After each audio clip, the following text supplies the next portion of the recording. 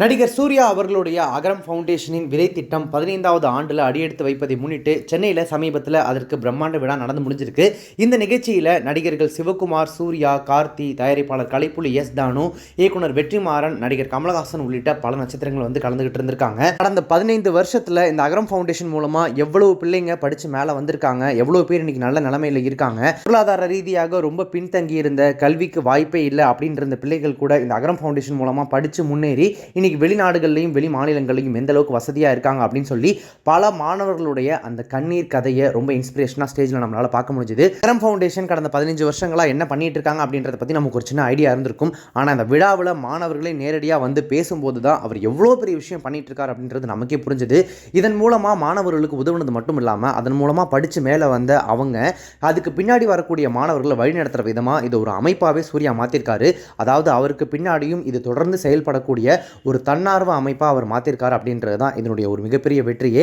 இதில் மாணவர்கள் மேடையேறி ஒவ்வொரு விஷயங்களையும் பேசும்போது, ஷேர் பண்ணும்போது நடிகர் சூர்யா எமோஷனல் ஆகி நிறைய இடங்களில் கண் கலங்கினதையும், அவருடைய அப்பா சிவகுமார் நிறைய இடங்களில் நெகிழ்ந்து கண் கலங்கினதையும், ஏன் அவருடைய தம்பி கார்த்தி, மனைவி ஜோதிகா, இயக்குனர் வெற்றிமாறன், நடிகர் கமலஹாசன் எல்லாருமே உள்பட அந்த மாணவ மாணவிகள் ஜெயிச்சுட்டு ஸ்டேஜில் நின்று பேசும்போது கீழே உட்காந்துருந்த எல்லாருமே அது பயங்கர எமோஷனலாக நெகிழ்ச்சியாக தான் இருந்துச்சு.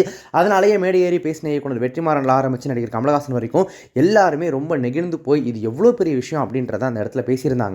ஜெய்பீம் திரைப்படத்தினுடைய இயக்குனர் தாசிய ஞானவேல் அவருடைய பங்கெடுப்பாக ரூபாய் 50 லட்சம் ரூபாயை மேடையில் வச்சு அகரம் ஃபவுண்டேஷனுக்கு நிதியாக வழங்கியிருக்காரு.